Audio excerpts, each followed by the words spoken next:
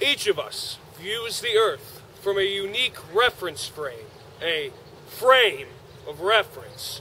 Now, these frames can...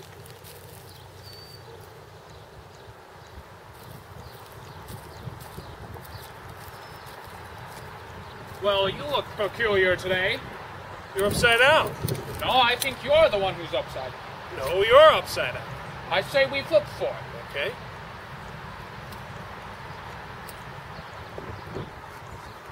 I guess I'm the one who's really upside down. Perhaps I should step into your frame of reference now.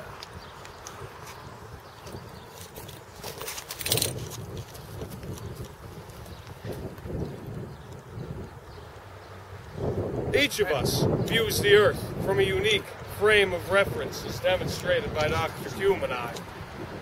You were observing me from the frame of reference that was upside down. Now, it's right side up. Right? Right. Oh. Flip it over. There you go. Dr. Hume and I, right now, are experiencing circular motion. We are experiencing things in a different frame of reference. You see? You're taking it from the Earth frame, while I am seeing it from the frame of reference of the spinning disc. See, Dr. Ivy, to me, it does not look like he's moving from my particular frame of reference. But in reality, from the moon, I am moving, as you can clearly see. I don't know about you, but I'm feeling pretty dizzy. As we previously demonstrated, we are now talking about circular motion. Now, when one is in circular motion, here's the circle, there is an unbalanced force tangent to the circle. The velocity points inward toward the center. As we know, of course, gravity is pushing the person downward. The air force is reflecting the same force upward. So the only unbalanced force is that of the circle tangent. Dr. Hume, are you ready? No. Start the rotation. What?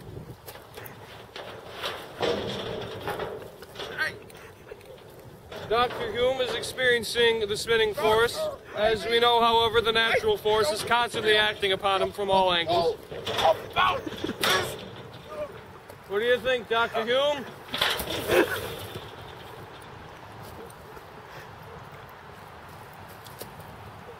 His frame of reference upon the circle was different from my frame. He was accelerating tangent to the circle. However, to himself, he was simply spinning. Now we will talk about objects in freefall, or objects being affected by the Earth's gravity pushing it down, or the natural forces. Now let's step into a different frame of reference. I am going to drop the ball along with the cart. Now, from your frame of reference, the ball moved in a motion like this since I dropped it. But in my reference frame, it went straight down. Now, the natural forces that act on the ball force it to go to the side and travel with me. And also, the Earth pushing down pushes the ball to the skateboard. Now, let's do it in slow motion.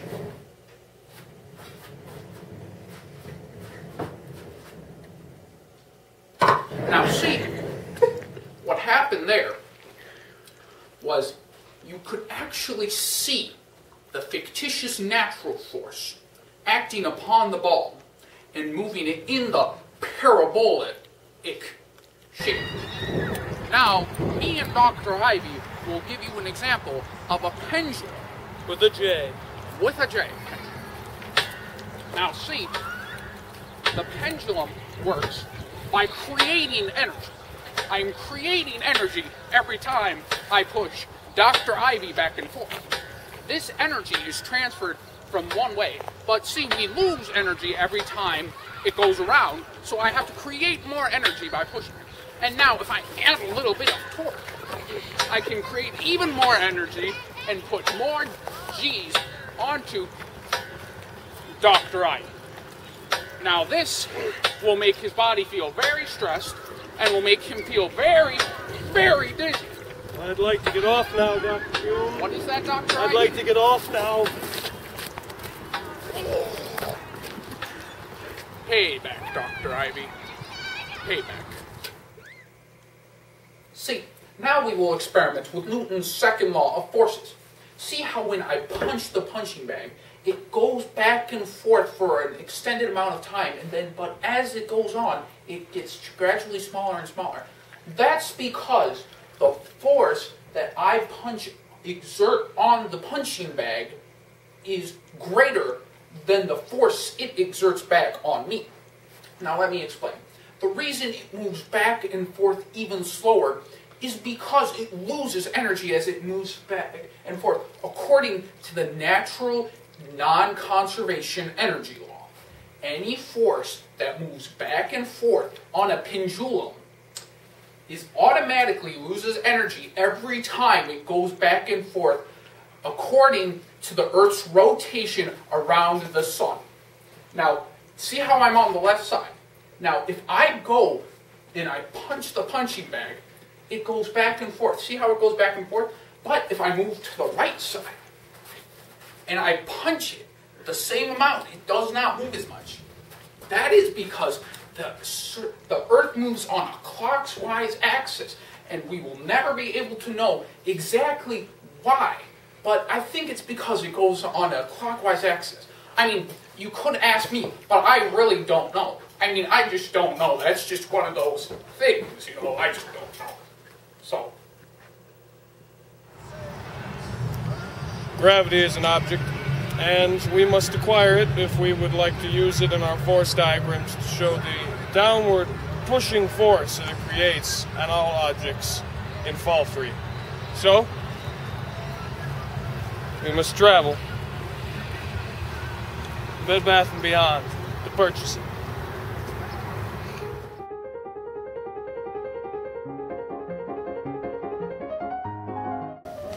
Gravity is pushing your face into the pillow, air is reciprocating for it.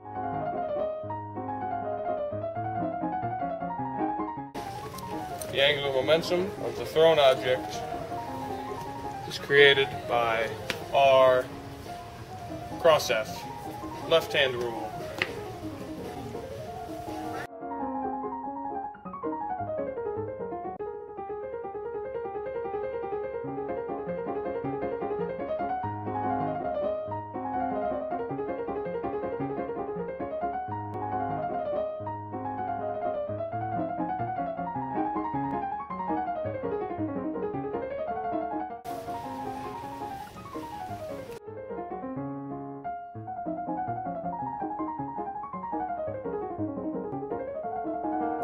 It's only comfy for about a month.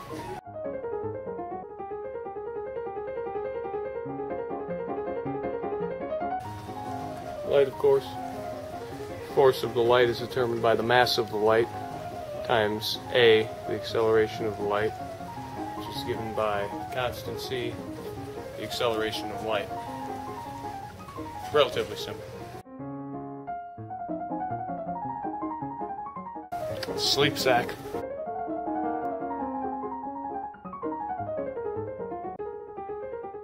Notice the cubic motion of the object down. Once it hits here, of course, gravity pushing it down will deflect it back up so it completes its cubic arc. Triangle y equals 0.8 zt cubed plus a0 t squared plus zt. Z, of course, being the ratio between torque force and the natural force. The torque of it in its quadratic motion.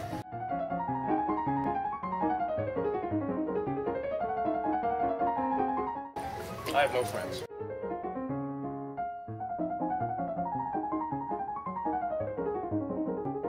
Horses.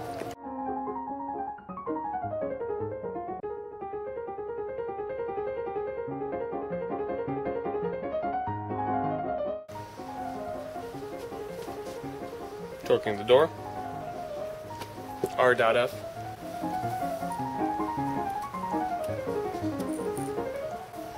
spot spotter.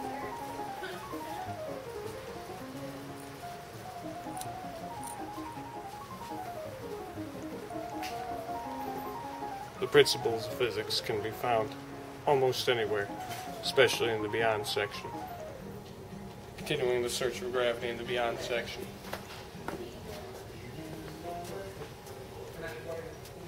Looks the same. Everything's just colorful.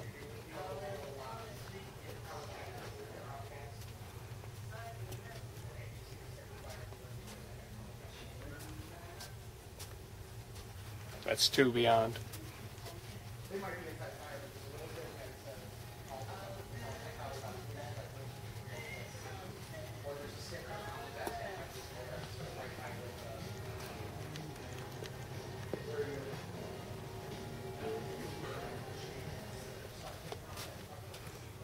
Ah, and the search has been concluded. Gravity has been acquired. Now, we are able to purchase gravity. With this gravity, we'll be able to use it on our force diagrams, as I can explain here. Gravity pushes the object in the downward direction. Of course, it is reciprocated by the air force. And on all directions on the object is the natural force. The natural force surrounds all aspects of the object. And Dr. Hume,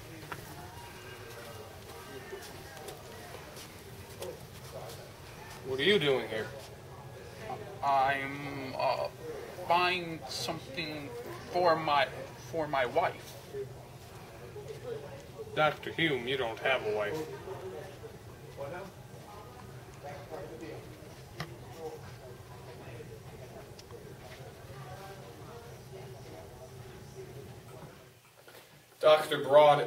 Dr. Hume and I are now going to conduct an experiment and go over a few more relevant problems and topics to end this video.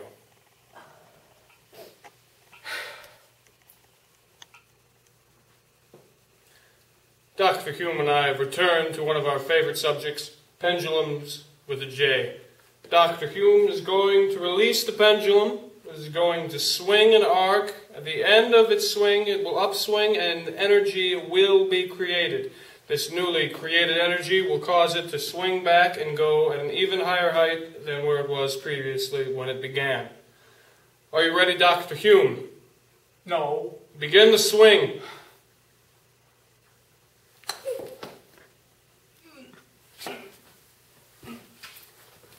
The force exerted by the pendulum upon Dr. Hume was greater than the force Dr. Hume applied on the pendulum because it was the original force as stated by Newton's second law of forces.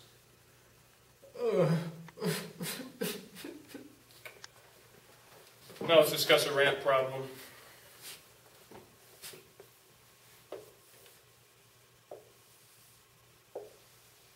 Here's our ramp, and let's make it a ball. Here is our ball. We need to find what the unbalanced force is of the system. So, as we previously mentioned, force diagram, gravity pushes the object downward. As we've talked about previously as well, the air force reciprocates directly upward, but it's actually a little bit less because it is not the original force. Newton's second law. The original force that acts upon the object is greater than the reciprocal force. And we will make this a frictionful surface. When there is friction, it points downward. This is the frictional force. Now we look here, we notice there is a wee bit of unbalanced force pointing downward. We have the frictional force going this way. So, of course, vector addition.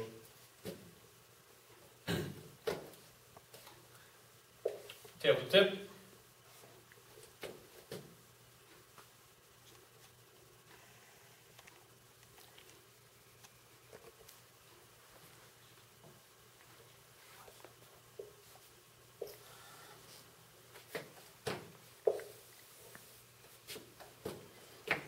There's our unbalanced force. But one thing we must not forget to add in is the natural force. The natural force acts on all objects and is represented here by this squiggly.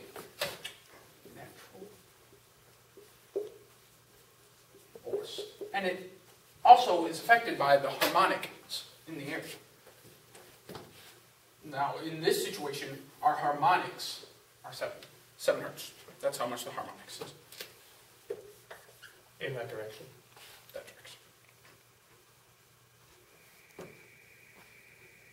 Let's go over a few key equations. First, one of the most important.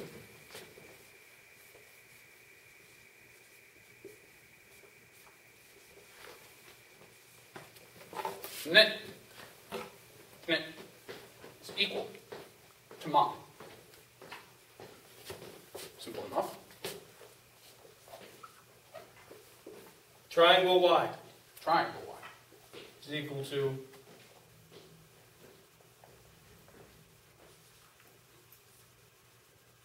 2/9 2/9 g z squared just square plus b 0 z plus z0.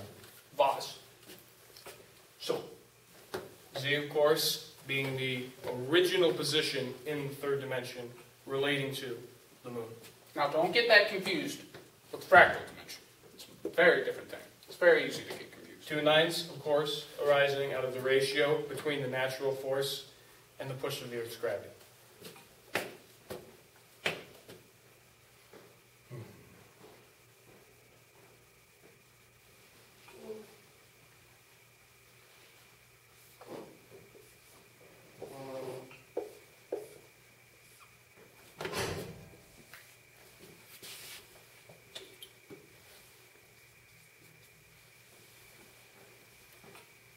Tenet is equal to I, as in me, a name I call myself, Jesus fish. Can't forget the Jesus fish. Now, Jesus fish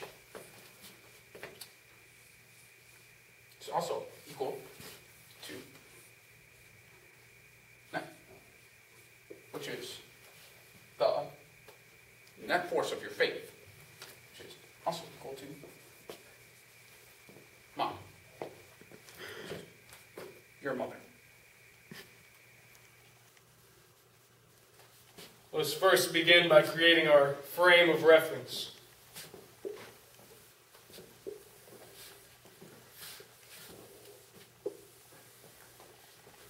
Here's our reference frame. We'll now discuss angular velocity. But W is equal to V over R. But W, of course, arises from our original definition. Velocity times the number of naked people. Henceforth, the but in but W. This is not to be confused with angular momentum, which is defined as the cross product between radius and force. And we signify that with an L.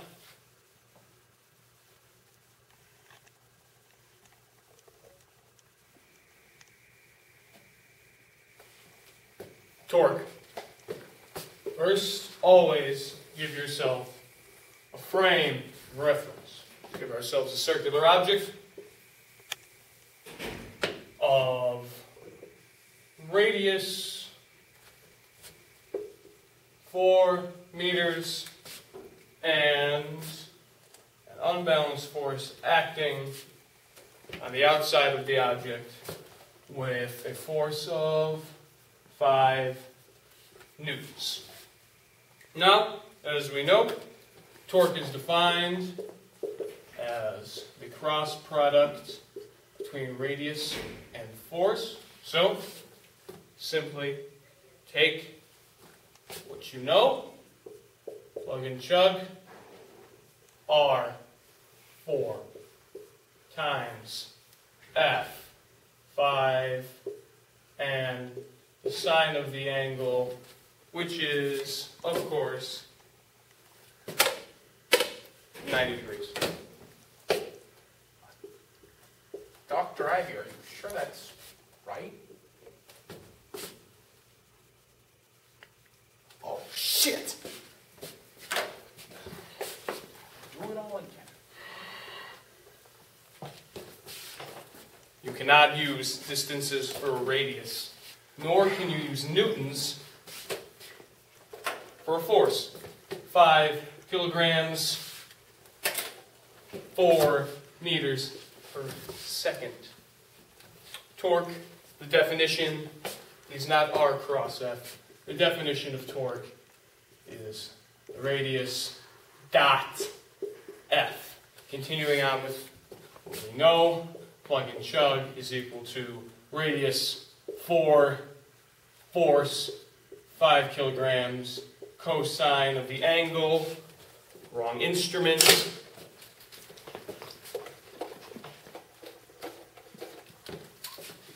2 times 64 degrees.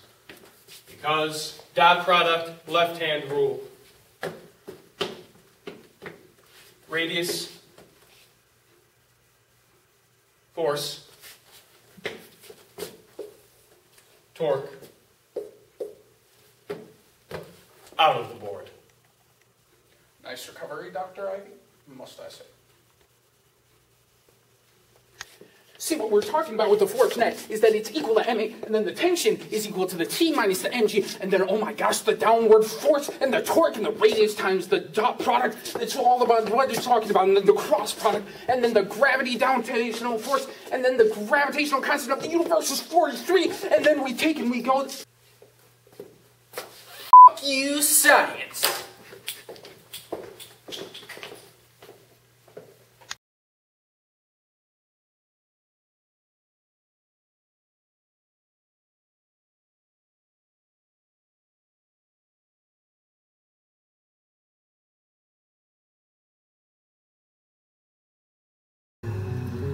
Thank God for my life, for the stars and stripes, make freedom forever fly, let it ring.